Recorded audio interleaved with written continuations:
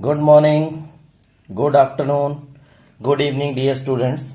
आज हम अपना मोल कॉन्सेप्ट का फोर्थ लेक्चर स्टार्ट करने जा रहे हैं। इसमें हम क्या पढ़ने वाले हैं बेटा? स्टोक्योमेट्री क्या चीज़ होती है, लिमिटिंग रिएजेंट क्या होता है, परसेंटेज यील्ड। बेटा सबसे ज़्यादा प्रॉब्लम आती है बेटा बच्चों को इस टॉपिक के अंदर। तो हम स्टार्ट करते हैं। सबसे पहले बताते हैं स्टोक्योमेट्री क्या चीज है।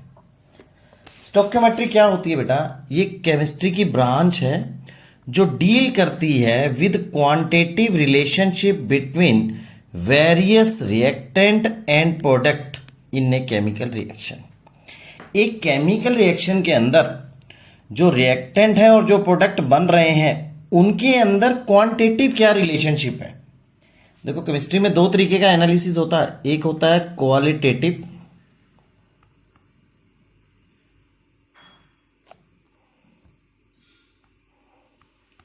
एक होता है बेटा क्वांटिटेटिव।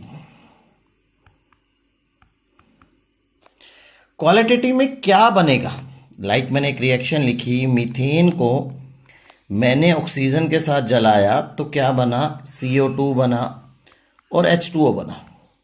ये जो इंफॉर्मेशन मुझे मिल रही है इसमें मुझे पता चल रहा है कि जब मैं मीथेन को जला रहा हूं तो मुझे कार्बन डाइऑक्साइड और वाटर मिल रहा है।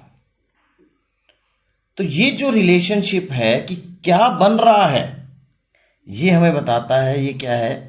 Qualitative relationship. स्टोक्योमेट्री में हम बात करते हैं क्वांटिटेटिव रिलेशनशिप में। जैसे मैंने मीथेन को जलाया तो क्या बना? CO2 बना। कितने ग्राम मीथेन को जलाऊं तो कितना CO2 बने, CO की कितनी अमाउंट आए CO2 की। तो ये जो रिलेशनशिप बनती है दैट इज कॉल्ड स्टोक्योमेट्री। हम बात किसके बारे में कर रहे हैं? क्वांटिटी के बारे में, नॉट अबाउट द प्रोडक्ट कि क्या बन रहा और क्या नहीं बन रहा। हम बात करेंगे कितना बन रहा, दैट इज क्वांटिटेटिव एनालिसिस। अब हम बात करते हैं स्टोक्योमेट्री की सबसे इंपॉर्टेंट चीज क्या होनी चाहिए। स्टोक्योमेट्री में रिएक्शन हमेशा बैलेंस होनी चाहिए। सबसे पहली चीज ये याद रखना। मैंने एक रिएक्शन लिखी, ग्लूकोज C6H12O6, इसका मैंने कंबस्शन किया तो कंबस्शन का प्रोडक्ट होता है बेटा CO2 एंड H2O। इसमें अगर हम बैलेंस करें तो आप लोग सब जानते ही हो यार, यहां पे ऑक्सीजन कितने आ जाएंगे बेटा? 6 आ जाएंगे। तो बैलेंस होना जरूरी है। अगर बैलेंस नहीं है तो आप स्टोक्योमेट्रिकल कैलकुलेशन नहीं कर पाएंगे। दूसरी बात, जो ईच स्टोक्योमेट्रिकल कांस्टेंट है, यहां हम बात करें तो यहां 1 है, इसके आगे 1 लिखा है, इसके आगे 6 लिखा है, ये भी 6 है और ये भी 6 है। ये जनरली क्या है? इसको हम बताते हैं बेटा स्टोक्योमेट्रिकल constant.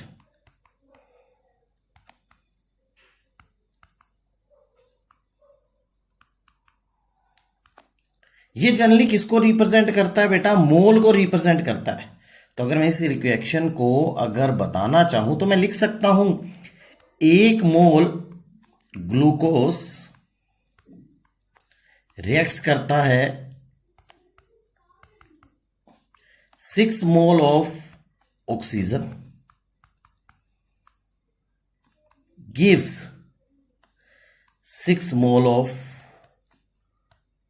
CO2 and 6 moles of water। बेटा ये क्या मिल रहा है मुझे कौन सी रिलेशनशिप मिल रही है? क्वांटिटेटिव, कि 1 मोल से 6 मोल रिक्वायर्ड होते हैं ऑक्सीजन और 6 मोल कार्बन डाइऑक्साइड मिल रही है और 6 मोल वाटर प्रोड्यूस हो रहा है। तो मुझे क्वांटिटी के बारे में बात कर रहा है। जब मुझे मोल के बारे में अगर किसी चीज के पता चल जाए तो मैं क्या कर सकता हूं? उसका मास निकाल सकता हूं। मोल से आप क्या क्या निकाल सकते हो? मोल से आप निकाल सकते हो बेटा मास। मोल से क्या निकाल सकते हैं बेटा? Volume for gas. और मोल से आप क्या निकाल सकते हो बेटा? नंबर ऑफ पार्टिकल्स निकाल सकते हो। तो ये जो बातें हैं हम सब निकाल सकते हैं। हम क्वांटिटेटिव रिलेशनशिप निकाल सकते हैं। जो क्वांटिटेटिव रिलेशनशिप एक्चुअल में हमें मिलती है वो बैलेंस केमिकल इक्वेशन से ही मिलती है। आगे चलते हैं। सोशियोमेट्री का एक बहुत इंपॉर्टेंट पॉइंट जिसको हम बोलते हैं बेटा टाइप्स ऑफ रिलेशनशिप। जो ये क्वांटिटेटिव रिलेशनशिप होती हैं ये कितने तरीके की होती है। पहली रिलेशनशिप मास मास रिलेशनशिप। इसका मीनिंग क्या है, आपको मास गिवन होगा और निकालना भी क्या होगा, मास ही फाइंड आउट करना होगा। मास वॉल्यूम, मास गिवन होगा, आपको क्या निकालना होगा, वॉल्यूम।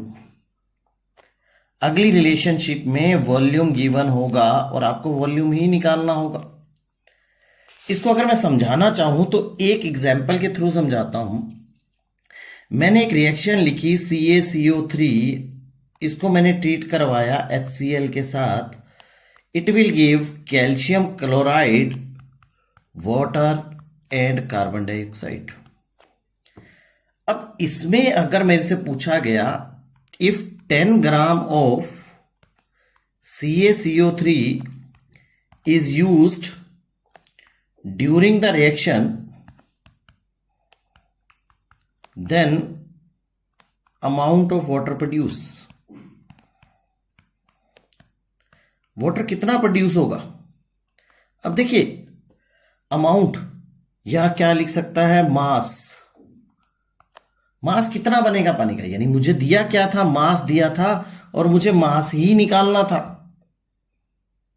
तो अगर मैं देखता हूं अपनी पहली बात, मुझे रिलेशनशिप कैसे मिल रही है रिएक्शन के अंदर। 1 मोल हमने क्या यूज किया, CaCO3 का, इससे क्या मिल रहा है बेटा, 1 मोल वाटर का मिल रहा है। ठीक है जी। हम कहते हैं कि अगर हम बात करें रिलेशनशिप के बारे में, 1 मोल से 1 मोल बन रहा है। एक्चुअल में मेरे पास कितने मोल्स थे, अगर मैं CaCO3 के मोल्स देखूं तो मेरे पास कितने हैं बेटा, 10/100 मोलर मास, 0.1 मोल्स हो गए। क्लियर। अब 0.1 मोल्स मेरे पास एक्चुअल अवेलेबल है और मेरी रिएक्शन क्या बता रही है कि 1 मोल से क्या बन रहा है, 1 मोल ही वाटर बन रहा है। तो 0.1 मोल से कितने मोल्स बनेंगे बेटा, वाटर के मोल्स कितने आ जाएंगे, number of moles of water कितने आ जाएंगे बेटा, 0.1 ही आ जाएंगे। क्योंकि 1 से 1 बन रहा है तो 0.1 से कितने बनेंगे, 0.1, क्योंकि उनके बीच में जो रिलेशनशिप है 1 मोल से 1 बनना, यानी कि 1:1 है। तो वाटर के मोल्स अगर हमें पता चल जाए तो हम जानते हैं मोल्स का फार्मूला मास अपॉन में मोलर मास, दैट इज 0.1। तो मोलर मास हमारे को पता होता है, तो हम मोलर मास वाटर का होता है 18, तो 0.1 इंटू में 18, तो दैट इज इक्वल टू 1.8 ग्राम। यानी मेरे पास गिवन क्या था, मास गिवन था और मैंने क्या फाइंड आउट कर लिया, मास ही फाइंड आउट किया। तो इस टाइप की रिलेशनशिप को बोलते हैं मास मास रिलेशनशिप। अगली रिलेशनशिप होती है मास वॉल्यूम। अगर मुझे मास दिया हो और मुझे पूछा है वॉल्यूम, इसी क्वेश्चन में अगर तुमसे पूछ दिया जाए कि volume of CO2 produce, simple सी बात है बेटा, 1 मोल से 1 मोल ही क्या बन रहा है, CO2 का बन रहा है। तो number of moles of CO2 कितने आ जाएंगे बेटा, 0.1। नंबर ऑफ मोल्स का फार्मूला होता है वॉल्यूम बाय में 22.4, तो हम इसको लिख दीजिए 0.1, तो वॉल्यूम कितना आ गया, 2.24 लीटर। क्लियर है या नहीं है। अब वॉल्यूम से वॉल्यूम पूछा जा सकता है कि कितना वॉल्यूम आएगा HCl का कंज्यूम्ड होगा, तो हम बात कर सकते हैं। अगर मुझे वॉल्यूम ही पूछा गया है तो मैं वॉल्यूम से वॉल्यूम का रिलेशनशिप निकाल सकता हूं। मैं बात कर सकता हूं कि यहां पे पूछा जा सकता है वॉल्यूम ऑफ HCl रिक्वायर्ड। अब देखिए मुझे पता है 1 वॉल्यूम या 1 मोल HCl के कितने मोल से रिएक्शन में मिल रहा है, 1 मोल CO2 का मिल रहा है 2 मोल्स HCl से। तो number of moles of HCl कितने हो जाएंगे, नेचुरल सी बात है वो ट्वाइस हो जाएंगे, तो 0.2 लिख दीजिए। नंबर वॉल्यूम बाय में 22.4, that is equal to 0.2 and volume is equal to 4.48 litre. कई लोग क्या करते हैं, कई बच्चे भी वैसे करते हैं कि इसको क्या करेंगे, 2 मान लेंगे और फिर यहां पे ना नंबर ऑफ मोल्स आप निकाल चुके हो, आप अपनी सोशियोमेट्रिकल रिलेशन का यूज कर चुके हो। कई बच्चे इसको 44.8 कर देंगे। नहीं बेटा, ऐसा नहीं करना। जब आप अपनी स्टोक्योमेट्रिकल रिलेशन का यूज कर चुके हो तो आप अपने स्टोक्योमेट्रिकल कांस्टेंट को यहां इन्वॉल्व ही नहीं करोगे। सीधे सीधे क्या करो बेटा, मोल्स निकालो और उसकी कैलकुलेशन कर दो। क्लियर? आगे बढ़ते हैं बेटा। आगे हमारा जो टॉपिक है, जो स्टोक्योमेट्री में अगर हम बात कर रहे हैं कि किससे कौन चीज बनेगी और कितनी बनेगी, कितनी बनेगी, उसके लिए हम ऐसे नहीं डिसाइड कर सकते। एक्चुअली एक अगर रिएक्शन में बात करें तो ऐसा नहीं होता कि सारे के सारे रिएक्टेंट्स क्या होंगे, कंप्लीटली रिएक्ट कर जाएं। कुछ रिएक्टेंट्स और रीएजेंट कम मात्रा में अवेलेबल होता है तो वो पूरा पूरा रिएक्ट हो जाता है, और कुछ जो होते हैं वो एक्सेस होते हैं, वो पूरे नहीं रिएक्ट करते और कुछ बच जाता है। सिंपल सी बात बताऊं कि अगर कोयले को जलाया हमने एयर में तो क्या बनेगा, कार्बन डाइऑक्साइड। लेकिन आप सोचो कि एयर में ऑक्सीजन तो बहुत सारी है, क्या पूरी की पूरी ऑक्सीजन यूज हो जाएगी? नहीं, वहां पूरा के पूरा क्या यूज होगा, कोयला ही यूज होगा। तो हम यहां पे एक नया कॉन्सेप्ट आपको बता रहे हैं जो स्टोक्योमेट्रिकल कैलकुलेशन में बहुत इंपॉर्टेंट रोल प्ले करता है, दैट इज लिमिटिंग रीएजेंट। क्या होता है लिमिटिंग रीएजेंट?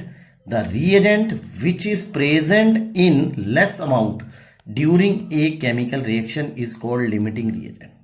जो कम मात्रा में है, जैसे मैंने अभी आपको एग्जाम्पल दिया था कि कार्बन को ऑक्सीजन के साथ जलाओगे कार्बन डाइऑक्साइड बनेगा।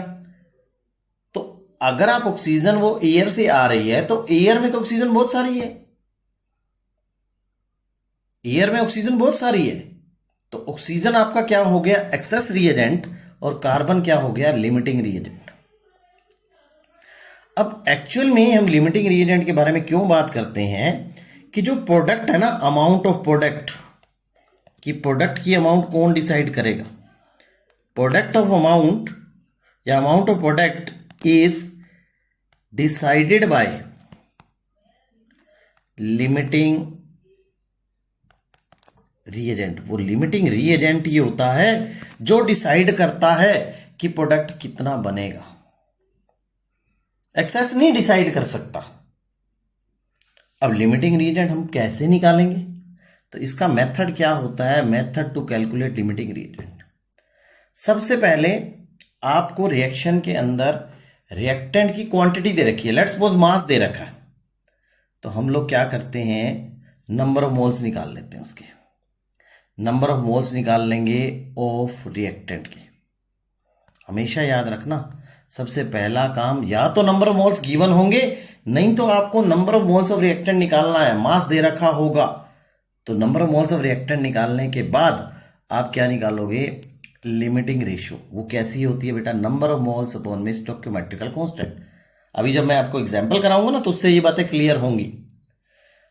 अगर जिसकी वैल्यू लिमिटिंग रिएजेंट कहलाएगा कौन सा, जिसकी एलआर की वैल्यू, जो लिमिटिंग रेशियो होगी वो सबसे कम होगी, वो रिएजेंट क्या कहलाएगा, लिमिटिंग रिएजेंट कहलाएगा।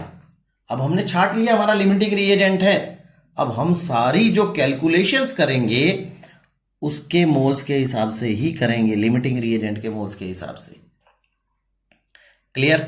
सबसे पहला काम उसके मोल्स निकाल लीजिए। रिएक्टेंट में जो आपके पास गिवन है सब्सटेंसेस, उसके मोल्स निकाल लीजिए। अब मोल्स को डिवाइड कर दीजिए स्टोक्योमेट्रिकल कांस्टेंट से, तो आपकी क्या आ जाएगी, limiting ratio, that is LR.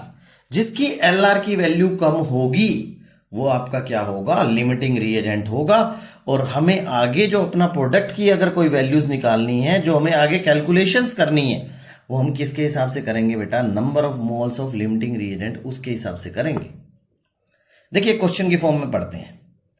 एक रिएक्शन है जिसमें A प्लस B2 कंबाइन होकर क्या बना रहे हैं, AB2 बना रहे हैं, AB2 बना रहे हैं। तो हमें लिमिटिंग रिएजेंट निकालना है इन पांचों केसेस में। देखो इसके स्टोक्योमेट्रिकल कांस्टेंट क्या है, 1, और इसका भी क्या है बेटा, 1। तो क्या बोला, आपके पास 300 एटम्स हैं A के और 200 मोलिक्यूल्स हैं किसके, B के। तो हम निकालें नंबर ऑफ मोल्स निकाल लें। तो नंबर ऑफ मोल्स क्या होंगे, number of atoms divided by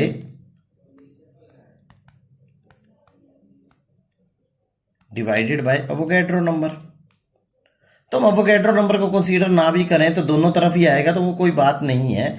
तो हम बात कर सकते हैं नंबर ऑफ एटम्स को हम डिवाइड कर दें स्टोइकोमेट्रिकल कांस्टेंट से सीधा, डिवाइडेड बाय Na लिख दो। 200 बटा में 1 इंटू में Na लिख दिया। आप देख पा रहे हो नंबर ऑफ मोल्स निकाले, 300 बटा में Na, 200 बटा में Na, एक एक से डिवाइड कर दिया। तो नेचुरली सी बात है ये वाली जो वैल्यू है 200 बटा में Na ये कम होगी। तो आपका लिमिटिंग रिएजेंट कौन सा हो गया? 200 मोलिक्यूल्स ऑफ बी। अगले में देखो 2 मोल्स दे रखे हैं, तो 2/1, 3/1। तो क्या चीज कम होती है? 2/3 ना बेटा, सॉरी 2/1 ना। तो आंसर क्या हो गया बेटा? 2 moles. 100 atoms of A and 100 molecules of B, तो 100 बाय में Na इंटू में 1, 100 बाय में Na इंटू में 1। तो ये दोनों वैल्यूज तो क्या हो गई? सेम ही हो गई। तो इनमें से कोई भी नहीं है। 5 मोल 2.5, तो 5/1, 2.5/1। अब कौन सी वैल्यू कम हो गई है? 2.5/1। तो आपका लिमिटिंग रिएजेंट कौन सा हो गया? This one. अब आगे भी ये देखेंगे तो ये आपका आंसर आ जाएगा 2.5 मोल्स ऑफ ए। क्लियर? हमेशा याद रखना जिसकी लिमिटिंग रेशियो की वैल्यू कम होगी वो रिएजेंट क्या होगा बेटा? लिमिटिंग रिएजेंट होगा। क्लियर? आगे चलते हैं, एक क्वेश्चन की फॉर्म में वो फिर समझाते हैं आपको। Dinitrogen and hydrogen reacts to produce ammonia according to the following equation. N2 plus H2 change into 2NH3, calculate the ammonia produce. अब यार अमोनिया प्रोड्यूस तो आप ऐसे नहीं बता सकते ना, वो तो बताना पड़ेगा लिमिटिंग रिएजेंट के हिसाब से। आपके पास क्या गिवन है? 2 इंटू 10⁻³ के ग्राम, तो इसको हम लिख सकते हैं 2 kg। और ये क्या हो गया बेटा? 1 kg। अगर मैं रिएक्शन में देखूं तो नंबर ऑफ मोल्स निकालेंगे तो क्या बन जाएगा बेटा? 1 kg है, तो 1000 ग्राम हो गया मास। मोलर मास हाइड्रोजन का कितना होता है बेटा? 2। तो नंबर ऑफ मोल्स कितने आ गए बेटा? 500। अगर हम इसके केस में देखें, डाई नाइट्रोजन के केस में मास कितना हो गया? 2000 ग्राम। मोलर मास होता है नाइट्रोजन का 28। तो नंबर ऑफ मोल्स कितने आ गए बेटा? 2000 डिवाइडेड बाय 28, दैट इज 1000/14। अब मैं क्या करूं? नंबर ऑफ मोल्स मैंने निकाल लिए क्योंकि मुझे मास गिवन था। अब मैं निकालूं लिमिटिंग रिएजेंट। मैंने क्या बोला था? नंबर ऑफ मोल्स को आप डिवाइड करें किससे? सोशियोमेट्री से। सोशियोमेट्रिकल या स्टोइकोमेट्रिकल कांस्टेंट। अगर हम उस रिएक्शन को बैलेंस कर रहे हैं तो यहां 3 आना चाहिए, तो हमने 3 से डिवाइड कर दिया। इसको डिवाइड किया 1 से। तो अगर हम देख पा रहे हैं तो ये वैल्यू आ रही है 500/7 और ये वैल्यू आ रही है बेटा 500/3। तो 500/7 नेचुरली सी बात है यार, ये कम होगा। तो जब ये वैल्यू कम है तो आपका लिमिटिंग रिएजेंट कौन सा हो गया बेटा? नाइट्रोजन। अब सारी बातें किसके कॉन्सेप्ट में की जाएंगी बेटा? नाइट्रोजन के कॉन्सेप्ट में की जानी है। ठीक है जी। इसने पूछा है will any of these reactant remain unchange? Yes. कौन सा रहेगा अनचेंज? हाइड्रोजन। अब मेरे पास रिएक्शन क्या है? Nitrogen plus 3H2 change into 2NH3। कई बच्चे अब लिमिटिंग रेशियो को यूज करेंगे। नहीं यार, नंबर ऑफ मोल्स को यूज करना है। नंबर ऑफ मोल्स मेरे पास हाइड्रोजन के कितने हैं बेटा? 500 हैं। और नाइट्रोजन के कितने हैं? 500/7 हैं। नंबर ऑफ मोल्स निकालेंगे ना हम। जो कैलकुलेशन करनी है वो LR से नहीं करनी कभी भी। आपको क्या करना है? आपके जो लिमिटिंग रिएजेंट है उसके मोल से बातें करेंगे। तो अब एक बात है, यहां से 1 मोल से कितने मोल्स अमोनिया बन रहे हैं? 2 मोल्स। तो number of moles of ammonia produce, that is equal to 2 into 500/7 that is equal to 1000/7। Clear? अब आपने जैसे मोल्स निकाले थे ना, तो यहां तो क्लियर क्लियर दिख रहा है ना, एक मोल से कितने बन रहे हैं, 2 मोल अमोनिया के बन रहे हैं। तो नेचुरल सी बात है, जो 500/7 है इसका भी डबल करना पड़ेगा अमोनिया के नंबर ऑफ मोल्स। तो हम जानते हैं 1000/7 ये नंबर ऑफ मोल्स है। मास अपॉन में मोलर मास, अमोनिया का मास होता है 17। 14 प्लस 3 दैट इज 17। तो हम कर सकते हैं, इसकी जब कैलकुलेशन करेंगे तो हमारे पास जो अमोनिया का मास आ जाएगा दैट इज इक्वल टू 2428.5 ग्राम।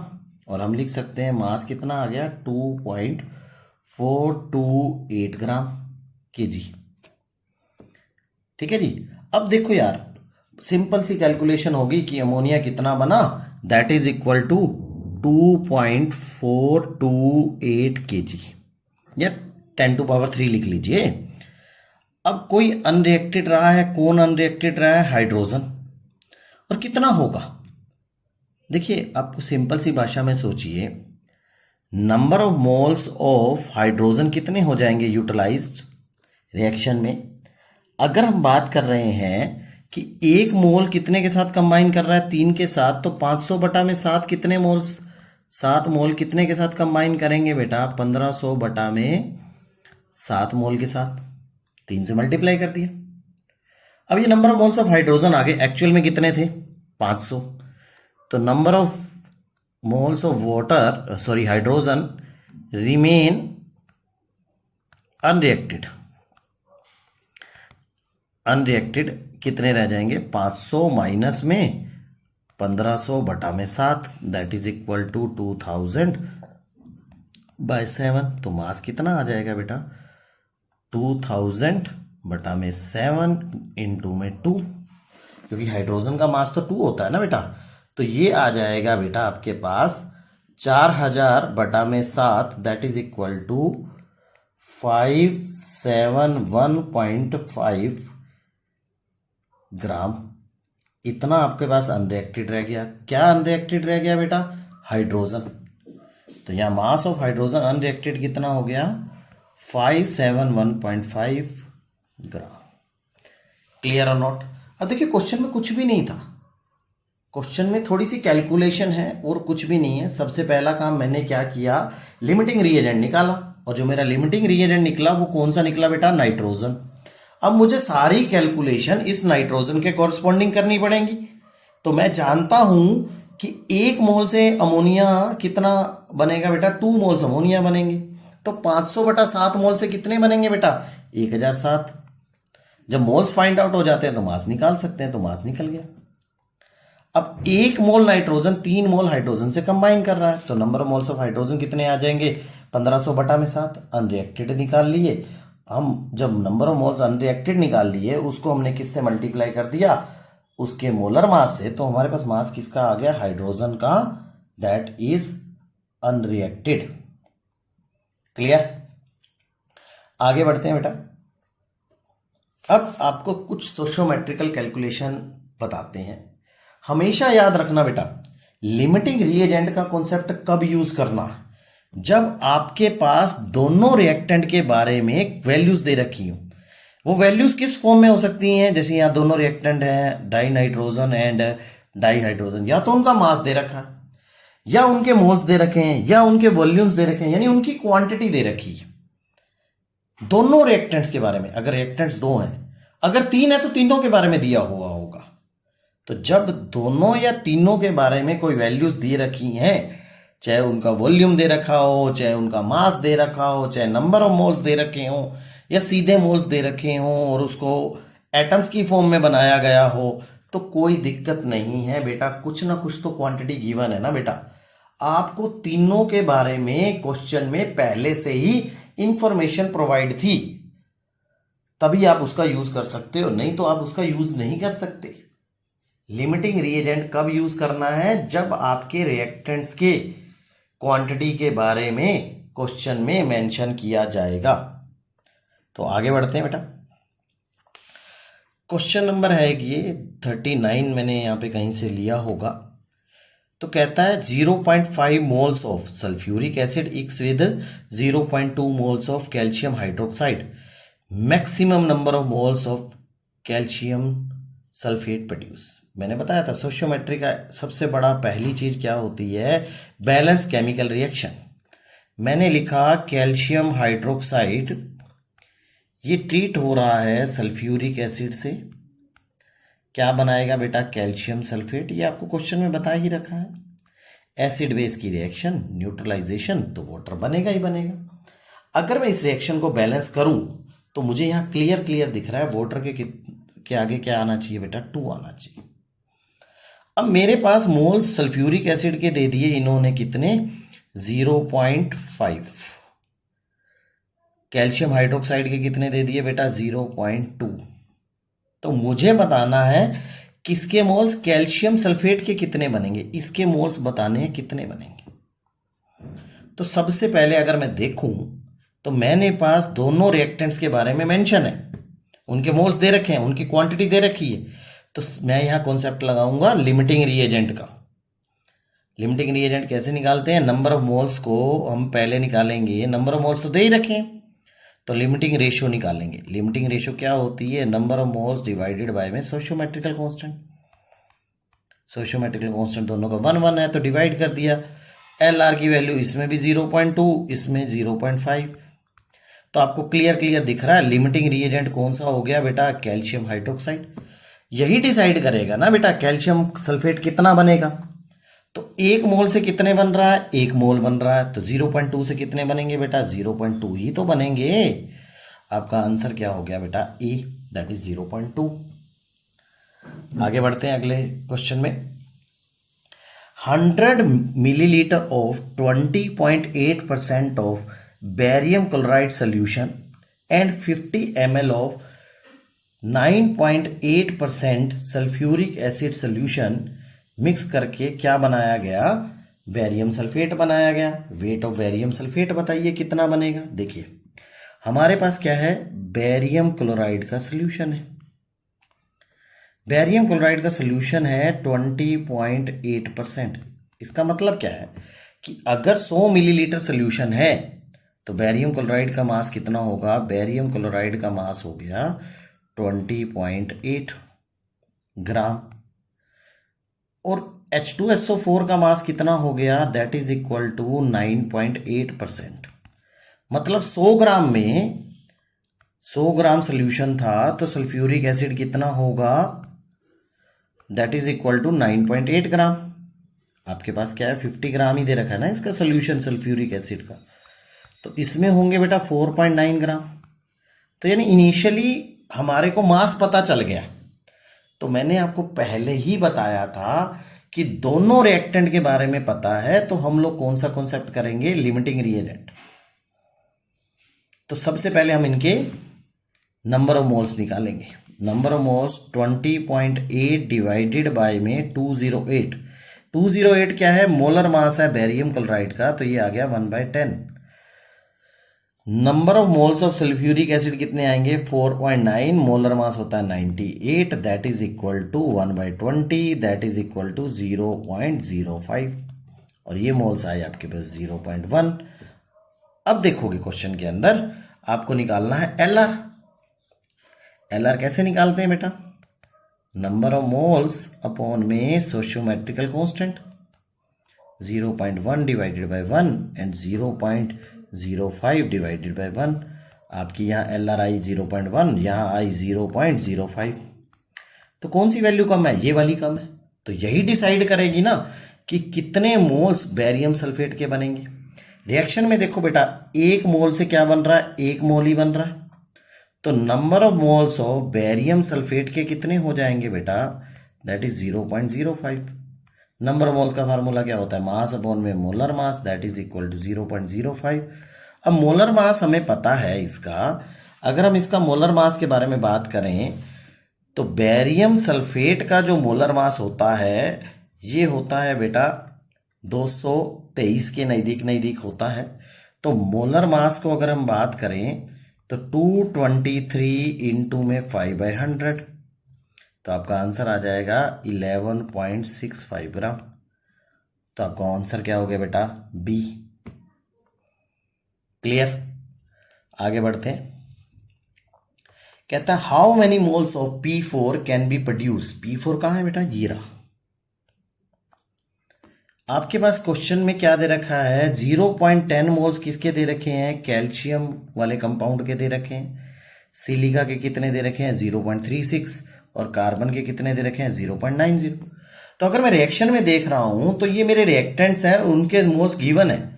तो सबसे पहले मैंने काम क्या बताया था आपको? कॉन्सेप्ट यूज करना है लिमिटिंग रिएजेंट का। तो आप LR निकालो, लिमिटिंग रेशो। तो 0.10 मोल्स जो गिवन है उसको स्टोइकियोमेट्रिक कांस्टेंट से डिवाइड कर दो। 0.36 divided by 18 and 0.90 divided by कितना आप लोग करोगे? 30 से।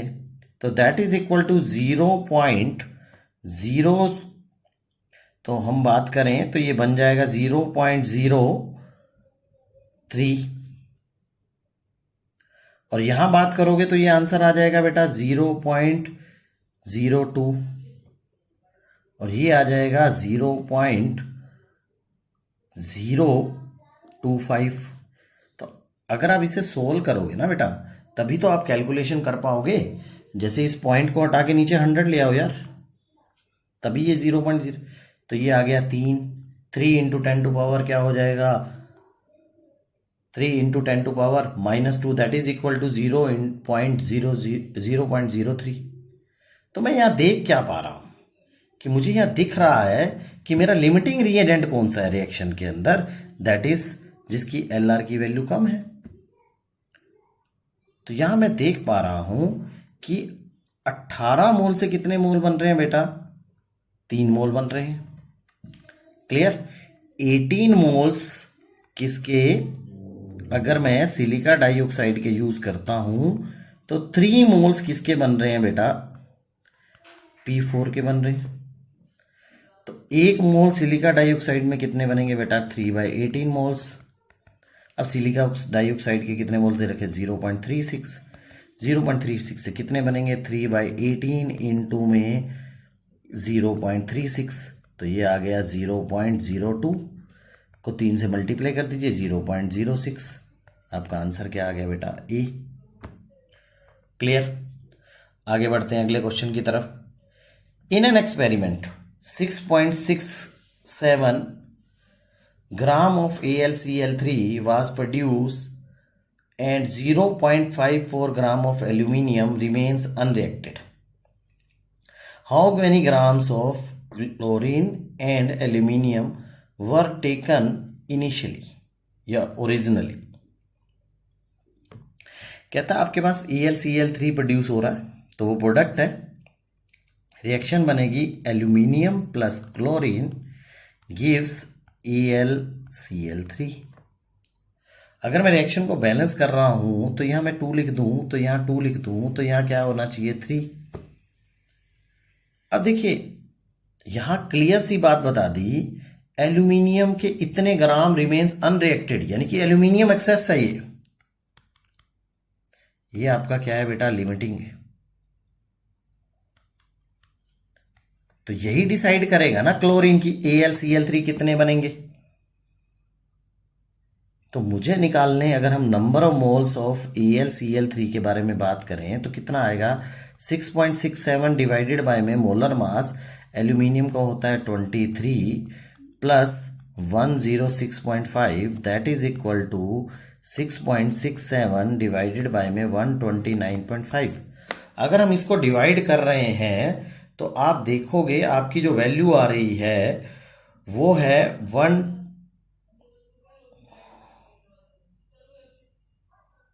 दैट इज 0.051 मोल्स आ गए आपके पास। तो नेचुरली सी बात है ये मोल्स आए किसके? AlCl3 के। तो number of moles of chlorine कितने होंगे? अगर मैं सोशियोमेट्री रिलेशनशिप निकालूं तो 2 मोल बनाने के लिए क्लोरीन के कितने मोल्स चाहिए बेटा? 3 मोल। क्लियर है या नहीं है? तो इतने मोल्स बनाने के लिए क्लोरीन कितना रिक्वायर्ड होगा? तो हम बात कर सकते हैं 2 moles of AlCl3 produced by 3 moles of chlorine। तो हमारे पास मोल कितने हैं? 0.05 मोल्स ऑफ AlCl3 बनाने के लिए कितने चाहिए होंगे? 3/2 इंटू में 0.05, तो दैट इज 0.075 मोल्स आपको रिक्वायर्ड होंगे। अब नंबर ऑफ मोल्स आपको पता चल जाए तो आप उससे मास निकाल सकते हो ना बेटा। देखिए नंबर ऑफ मोल्स कितने आ गए? 0.075 मास अपॉन में मोलर मास। क्लोरीन का मोलर मास क्या होता है बेटा? That is 71 into 0.075 that is 5.325 ग्राम। ठीक है जी। हाउ मैनी ग्राम एटम्स पूछा है उसने, यानी यह ग्राम एटम्स पे भी ध्यान रखना बेटा। इसका मतलब वो मोल्स पूछना चाह रहा है। मोल्स कितने इनिशियली टेकन थे बेटा क्लोरीन के? 0.075, ये तो यहां दिख ही रहा है। और एल्यूमिनियम के कितने होंगे? 2 मोल से कितने बनाने के लिए एल्यूमिनियम कितना चाहिए होगा? This one, that is 2 moles. तो number of moles of aluminium कितने हो गए बेटा? 0.05 प्लस जो मास गिवन है उसको भी हमने क्या किया? 20, एल्यूमिनियम का 27 होता है, सॉरी, तो 27 के हिसाब से करोगे ना, ये पूरी वैल्यू आ जाएंगी आपके पास 133.5, दैट इज 0.05। तो आप लोग देखोगे आप लोगों को जो मोल्स मिलेंगे दैट इज 0.05 प्लस 0.02, आपका आंसर क्या आ गया? 0.07। तो मोल्स एल्यूमिनियम के कितने थे? 0.07, और क्लोरीन के कितने हुए? 0.075। क्लियर? आगे बढ़ते हैं। 8 gram of sulphur is burn to form sulphur dioxide. Sulphur को बर्न किया गया है ऑक्सीजन के साथ तो बनी सल्फर डाइऑक्साइड। अब sulphur dioxide is oxidised by chlorine water. Sulphur dioxide is oxidised by chlorine water H2O plus Cl। तो ये जो सोल्यूशन बनेगा ये बनना क्या चाहिए आपका? एक तो बनेगा बेटा H2SO4 प्लस में क्या बनेगा बेटा? HCl। सल्फर डाइऑक्साइड को क्या किया जा रहा है? ऑक्सीडाइज किया जा सकता है। तो ये मेरे ख्याल में या तो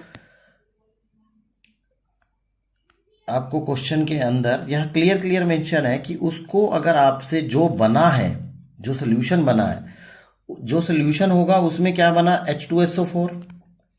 इसको ट्रीट किया गया बेरियम क्लोराइड के साथ तो क्या बना बेटा? बेरियम सल्फेट बना। ठीक है जी। तो क्या कह रहा है कि amount of barium sulphate precipitated कितना होगा? तो सबसे पहले हम बात करें, अगर मैं रिएक्शन को बात करने जा रहा हूं तो यहां पे अगर मैं बैलेंस करने पे आता हूं तो यहां आपको 2 लिखना पड़ेगा, तभी ये रिएक्शन बैलेंस होगी और 2HCl आ जाएगा। क्लियर सी बात है। 1 मोल से सल्फर डाइऑक्साइड कितना बन रहा है? 1 मोल सल्फर डाइऑक्साइड से 1 मोल सल्फ्यूरिक एसिड बन रहा है। 1 मोल सल्फ्यूरिक एसिड से ही क्या बन रहा है? 1 मोल बेरियम सल्फेट बन रहा है। क्लियर और नॉट? तो यानी कहने का मतलब जितने मोल सल्फर के हैं उतने मोल्स ही तो क्या बनेंगे? बेरियम सल्फेट के बनेंगे। तो मैं number of moles of sulphur के कैसे निकालूंगा? इसका मास गिवन अपॉन में 32 मोलर मास, उसका 1/4 यानी कि 0.25 मोल्स। तो कितने बन गए बेटा? 0.25 बेटा। तो आंसर कितना आ गया बेटा? डी।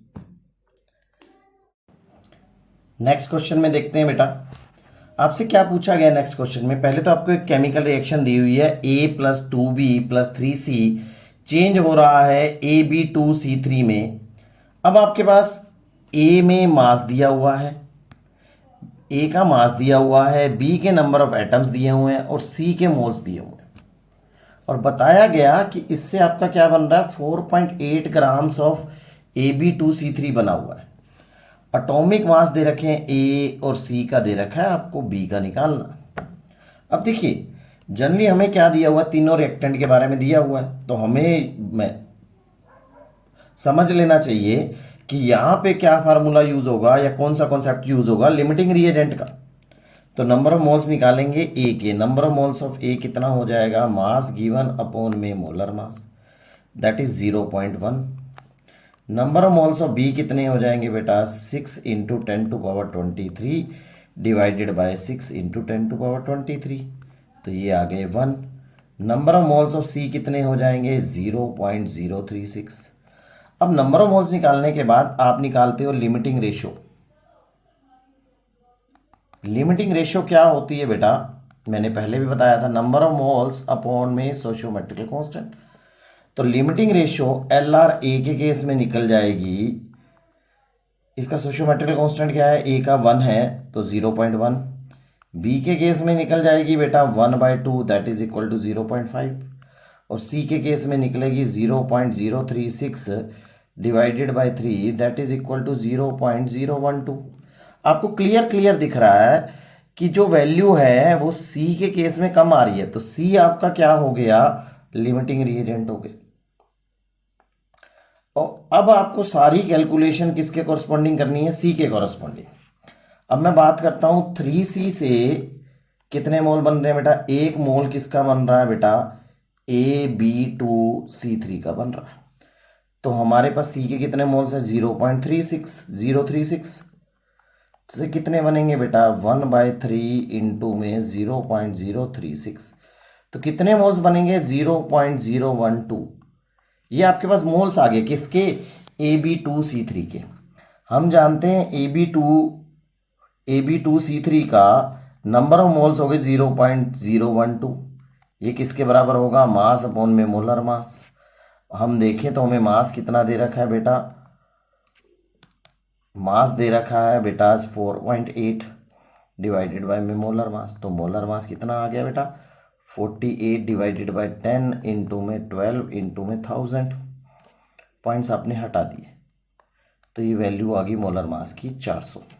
मोलर मास कैसे बनेगा, A plus 2B plus 3C that is equal to 400।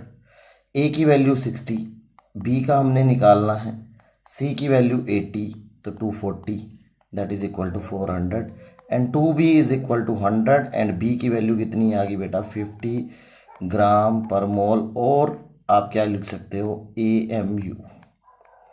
तो आपका आंसर क्या आ गया बेटा, C। अगले क्वेश्चन में देखते हैं बेटा, ये बहुत ही इंपॉर्टेंट क्वेश्चन है।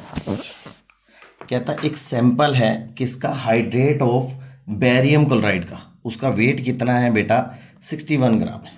इसको हमने हीट किया। जब भी आपने हाइड्रेट को हीट करेंगे तो वो क्या करेगा, अनहाइड्रस सोल्ट देगा, प्लस में क्या देगा, वाटर देगा। आपने क्या किया, जब हीट किया तो पहले था 61 ग्राम, अनहाइड्रेट सोल्ट कितना बन गया, 22 ग्राम, तो वाटर के कितने मोल्स आ गए बेटा, ये 9 ग्राम हो गया। तो number of moles of water कितने हो गए, 9/18 दैट इज इक्वल टू 1/2। और हम बात करें अनहाइड्रस सोल्ट कौन सा है बेटा, बेरियम क्लोराइड। तो अगर हम देखेंगे बेरियम क्लोराइड का मोलर मास कितना बनेगा, 137 प्लस 71 दैट इज 208। तो नंबर ऑफ मोल्स कितने हो गए बेटा, 52 डिवाइडेड बाय में 208 दैट इज 1/4। अब हम देख क्या पा रहे हैं कि जो रेशो है ना, ratio of barium chloride and water का कितना हो जाएगा बेटा, 1/4 रेशो 1/2 दैट इज 1/2। तो आपको पता चल गया कि आपके पास अगर बेरियम क्लोराइड एक है तो उसके साथ 2 मॉलिक्यूल्स के वाटर के होंगे। तो आपका फार्मूला क्या बन गया, आंसर आ गया B, barium chloride dot 2H2O। अगले क्वेश्चन में देखते हैं बेटा, ये आपको खुद करना है। आप अपने वीडियो को यहीं रोकें और इस क्वेश्चन को करके देखें। मैं आपको बस खाली रिएक्शन बता देता हूँ। Ag2CO3 on strongly heating gives silver plus CO2 plus O2। इसको आप बैलेंस कर लेंगे तो यहाँ आप 2 लगा दीजिए। तो आप यहाँ इसको 2 भी मत लगाएं, इसको सीधा 2 लिखें, इसको 1/2 कर दें। तो आपको क्या करना है, सीधा सीधा क्या करना है, सिल्वर का मास निकालना है। क्लियर? इसको आप अपने आप करेंगे, प्रैक्टिस करेंगे आप इसकी, तो आपको कुछ समझ में आएगा कि क्या करना और क्या नहीं करना। आंसर मैंने टिक कर दिया, 2.16 आएगा। चलें आगे।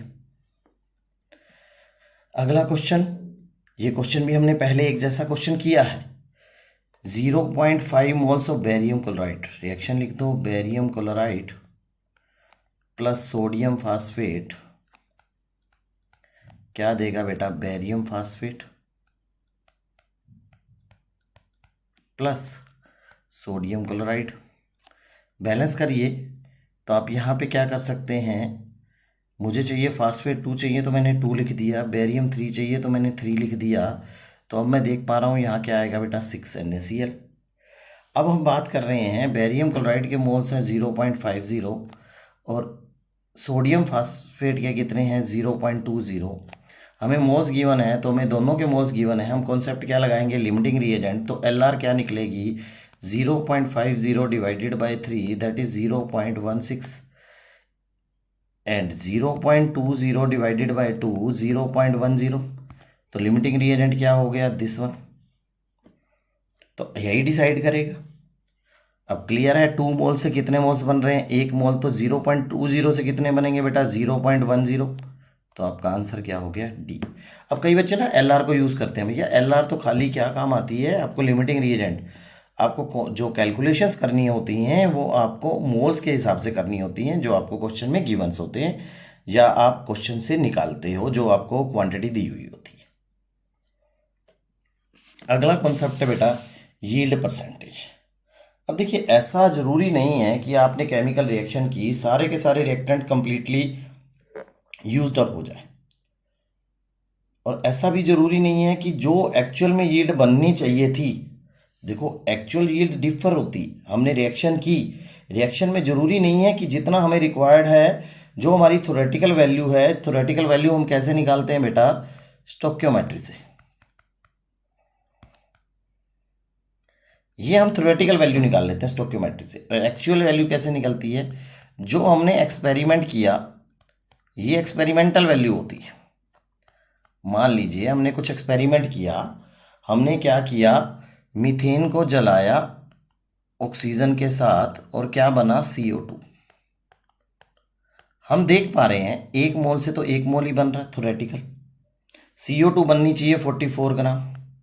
और हमने एनालिसिस किया कि ये जो एक्सपेरिमेंट कर रहे हैं तो बन कितनी रही है, 22 ग्राम। ये हमारी एक्सपेरिमेंटल है, यानी कि ये हमारी एक्चुअल है। तो यील्ड परसेंटेज कितनी होगी बेटा, 22/44 इंटू में 100 दैट इज 50%। यानी उस रिएक्शन की जो यील्ड है वो क्या है बेटा, 50% है। एक जनरलाइज क्वेश्चन बताता हूँ बेटा, कैसे क्वेश्चन करते हैं बेटा।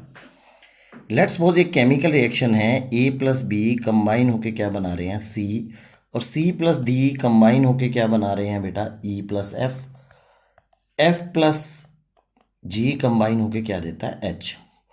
अगर इस रिएक्शन की यील्ड है 50%, इसकी है 25% और इसकी है 100%, तो अगर हम स्टार्ट कर रहे हैं किससे, 20 मोल्स ऑफ A, हम ले रहे हैं 20 मोल्स ऑफ A, तो हमसे पूछा गया H के कितने मोल्स बनेंगे, भैया ये 20 हैं, 1 मोल से C कितने बन रहे हैं, 1 बन रहा है, तो बनने तो कितने चाहिए थे, 20 से 20 बनने चाहिए, यील्ड 50% है, तो बनेंगे कितने बेटा, एक्चुअल में 10 मोल्स। अब 10 से F कितने बनने चाहिए, 1 से 1 बनता है, तो बनने कितने चाहिए थे, 10। यील्ड कितनी है, 25%, तो इसका 25 कितना बनेगा बेटा, 2.5 मोल्स बन जाएंगे। 1 मोल से 1 मोल H बन रहा है, तो 2.5 से कितने बनेंगे बेटा, 2.5। यील्ड कितनी है बेटा, 100% है, तो H के कितने मोल्स आएंगे, that is equal to 2.5 moles. ऐसे क्वेश्चन भी पूछे जाते हैं, या यील्ड परसेंटेज निकालना भी पूछा जाता है। इसको मैं करके दिखाता हूं अगले क्वेश्चंस में। देखिए, in the following reaction MnO2 plus 4HCl gives MnCl2 plus 2H2O and Cl2. 2 moles of MnO2 reacts with 4 moles of HCl two forms 11.2 litres of water. अब देखो पहले तो दोनों रिएक्टेंट्स के बारे में गिवन है, तो हमें निकालना होगा LR। तो LR फॉर MnO2 कितना हो जाएगा बेटा, 2 मोल्स हैं, 2/1, तो इसका LR आ गया 2। और HCl का कितना हो गया, 4/4, that is equal to 4 moles हैं, सोशियोमेट्रिकल कांस्टेंट 4 है, तो आ गया 1। तो LR HCl की क्या है, कम है, तो ये आपका क्या हो गया, HCl लिमिटिंग रिएजेंट हो गया। तो हमने अपनी जितनी कैलकुलेशंस करनी है वो किससे करनी है बेटा, HCl, और HCl के मोल से खेलेंगे। हमें बताया गया क्लोरीन के बारे में, 4 मोल से कितने बन रहे हैं बेटा, क्लोरीन का 1 मोल बन रहा है। 4 मोल HCl क्या देता है, 1 मोल Cl2 देता है। तो अगर मैं बात करूं, 1 मोल का वैल्यू होता है 22.4 लीटर्स, बननी चाहिए थी, और बनी कितनी एक्चुअली, 11.2। तो एक्चुअल वैल्यू होगी 11.2, थोरेटिकल कितनी होगी 22.4, गुना में 100 करेंगे तो क्या आ गया बेटा, 50% यील्ड आ गई। तो आपका आंसर क्या हो गया बेटा, बी। क्लियर। अगला क्वेश्चन देखेंगे।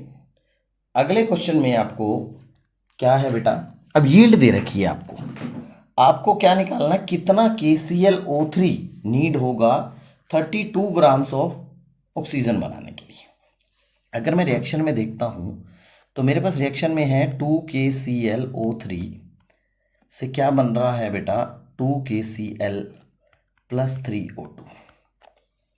मीनिंग यहाँ क्लियर है कि अगर आप 2 मोल्स यूज कर रहे हैं KCl के, तो कितने मोल्स बनेंगे बेटा, ऑक्सीजन 3 मोल बनेगी। तो ऑक्सीजन के नंबर ऑफ मोल्स कितने आ रहे हैं बेटा, 32/32, दैट इज इक्वल टू 1 मोल। मैं कहता हूं 3 मोल ऑक्सीजन बनती है 2 मोल्स ऑफ KClO3 से।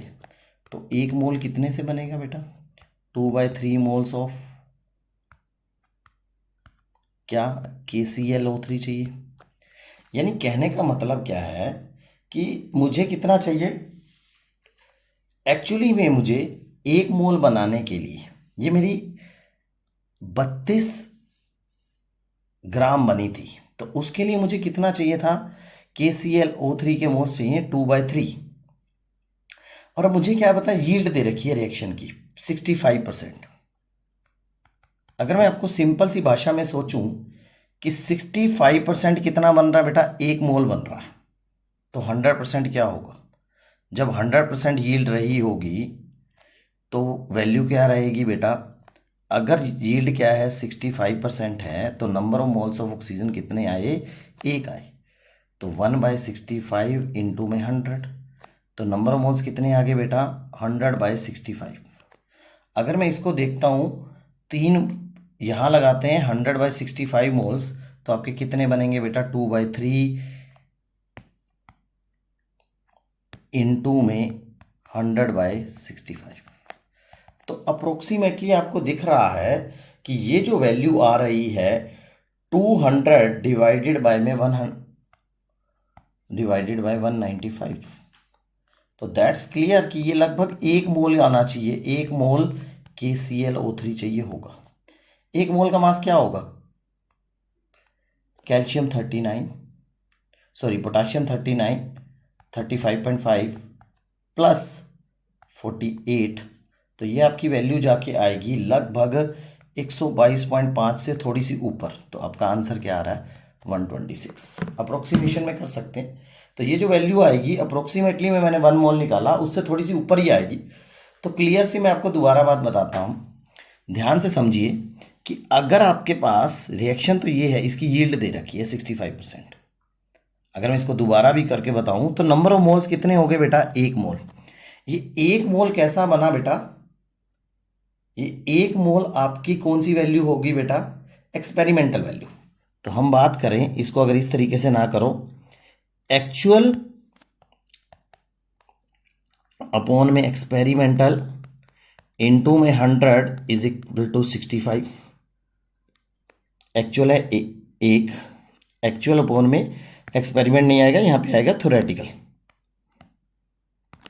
1/थ्योरेटिकल इंटू में 100 इज इक्वल टू 65। तो थ्योरेटिकल वैल्यू कितनी आ गई, 100/65। अगर मैं रिएक्शन में अब देखता हूँ थ्योरेटिकली, क्लियर पता चल रहा है 3 मोल से कितने बनाने के लिए 2 मोल ऑक्सीजन KClO3 चाहिए, ये क्लियर है। तो 100/65 बनाने के लिए कितने चाहिए होंगे, अप्रोक्सीमेटली 1 मोल। उसका मास क्या आएगा, 122.5। इसकी वैल्यू 1 पॉइंट समथिंग आएगी, तो इसका मतलब आप समझ सकते हो कि आपका मास भी इससे थोड़ा सा ज़्यादा आना चाहिए। वो आंसर क्या आ गया, 126। क्लियर। यहाँ हम अपना टॉपिक ख़त्म करते हैं। नेक्स्ट वीडियो तक के लिए thank you, bye bye, have a good day.